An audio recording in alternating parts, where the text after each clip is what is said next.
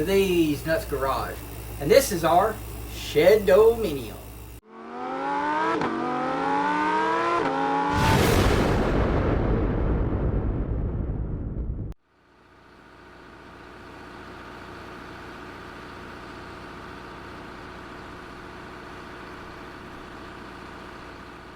Alright, so I did a video here recently where I took you kind of through a little quick update on our Shed-Do-Minium.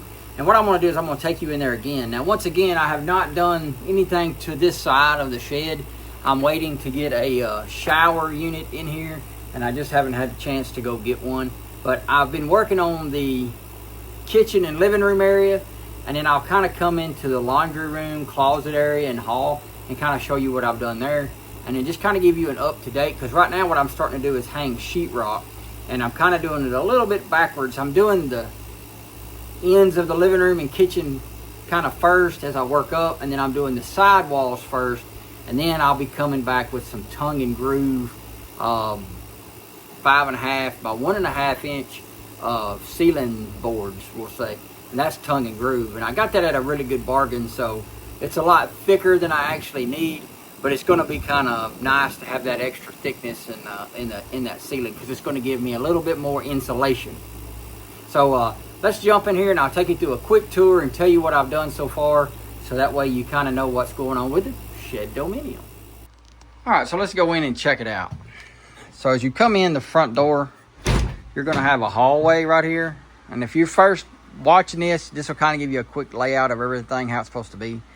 When you come in, this section here is the hallway. There'll be another wall built right here that's going to be a closet and an upright washer and dryer. And that's going to be my receptacle for my washer and dryer. This wire is for a mini split that's going to be out there. And then as you go back here, in the far back over here where you have these two different heights in the ceiling, there's going to be a wall right here that's going to separate a full bathroom from the bedroom. And then like the ceiling, you know, it's raised up to make the bedroom feel a little bigger. I had it here, and then we decided to just go on and raise it on up, so that way it gives the bedroom just to make it feel a little bit bigger. And like I said, this shed did have a loft in it, but I tore the lofts out. I don't like the lofts in them. I could just use that space better if I do it myself. But now we're going to move in here to where I've been working. Now, here's going to be the main water line in. It's going to have a shut-off valve. It will have an access panel over it inside that closet. But as you walk into the kitchen / living room, you can see I have it all insulated now. And I'm going to repeat this. This is a shed.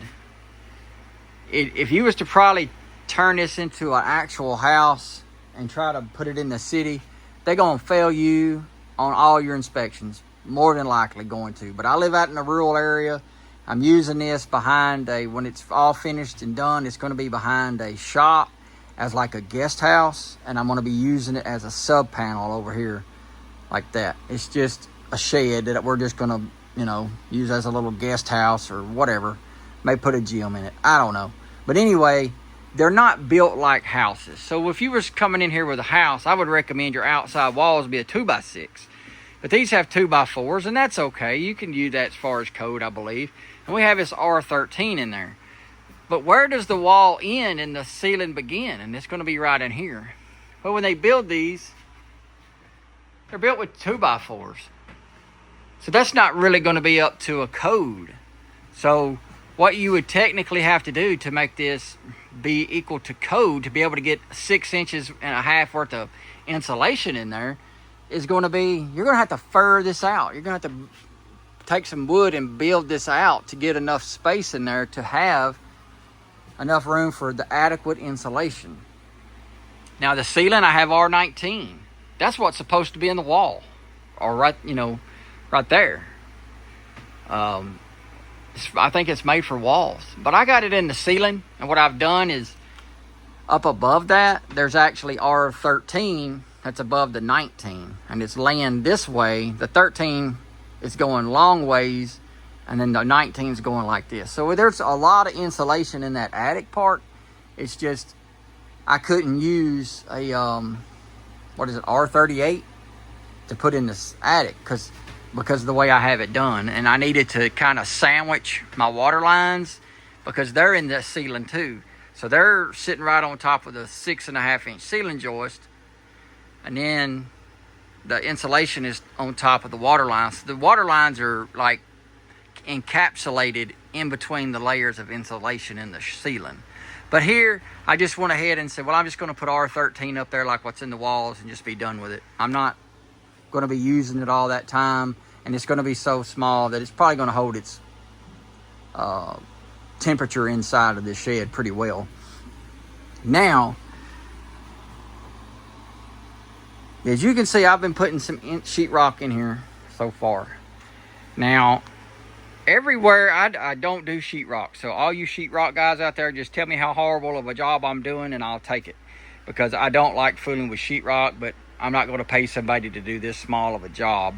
But you can see I've kind of got everything marked for my boxes, and I've got everything in, and here I have these things marked on the wall, so that way when I know I'm screwing, I have water lines in there, and those water lines go down, and I have 2 hots and a cold, dishwasher, faucet, and that's a cold over there. But on the floor, I have everything kind of marked. I have a line with a C, that means there's a stud, and the C means center of the stud.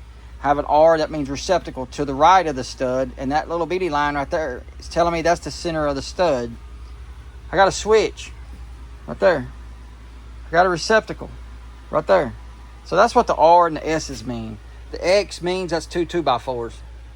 See, 2 2x4s.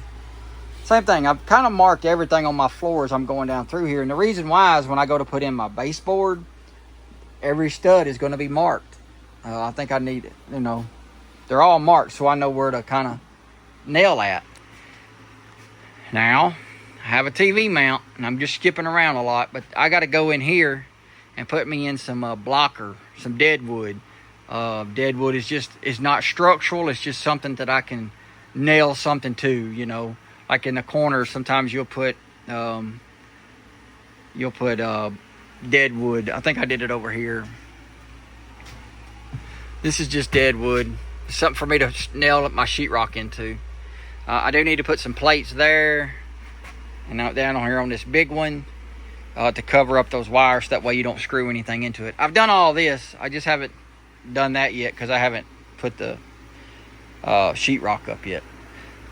Now, I do have all my wires pulled for this whole entire shed. Some of them are up in this attic over there, just kind of hanging out, and they're not hooked up. You can see there's a lot of these not hooked up.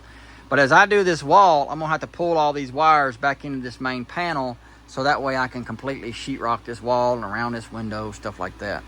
So that's probably going to be the last thing I do as far as sheetrock today, is probably do that, because I have to fool with that panel box, and that's going to be a lot of pulling wires through and stuff like that.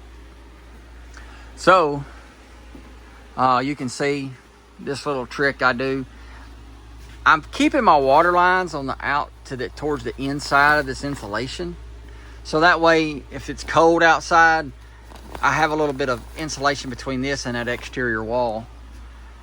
Up there, I actually put pool noodles around my water lines.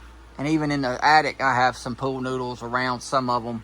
And that's just because those are 97 cents if you get them on clearance at this time of year versus $4 for the ones you can get at Lowe's.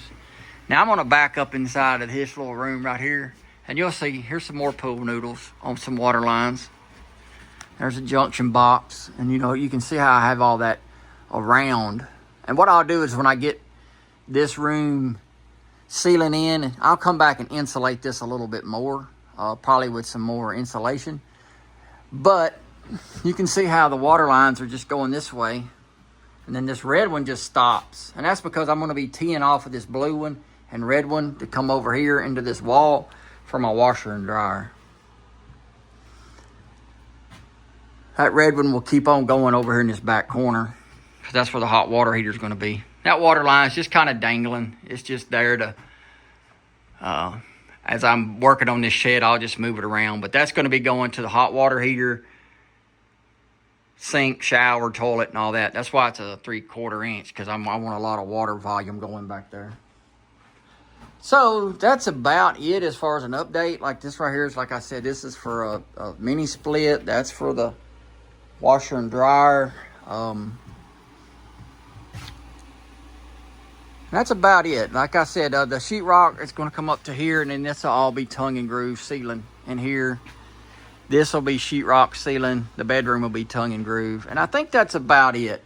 I'll come back when I start. I'll have all this done. The next video I do, all the sheetrock will be up, and I'll have the ceiling in. I won't have the ceiling stained, but I'll start doing that. But the next video, as far as an update, all of this will be done as far as sheetrock and ceiling.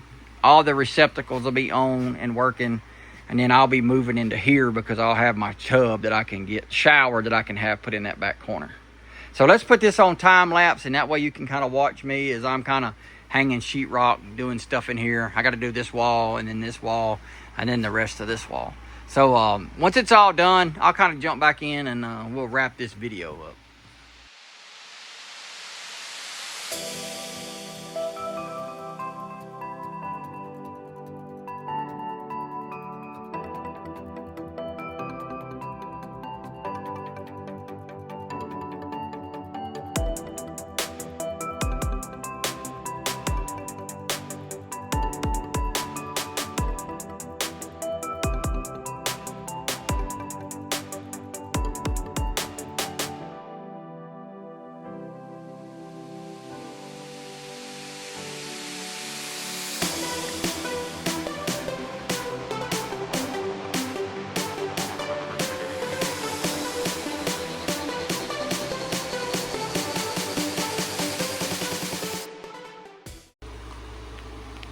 All right, so I have it all sheetrock, that what is going to be sheetrock in this room.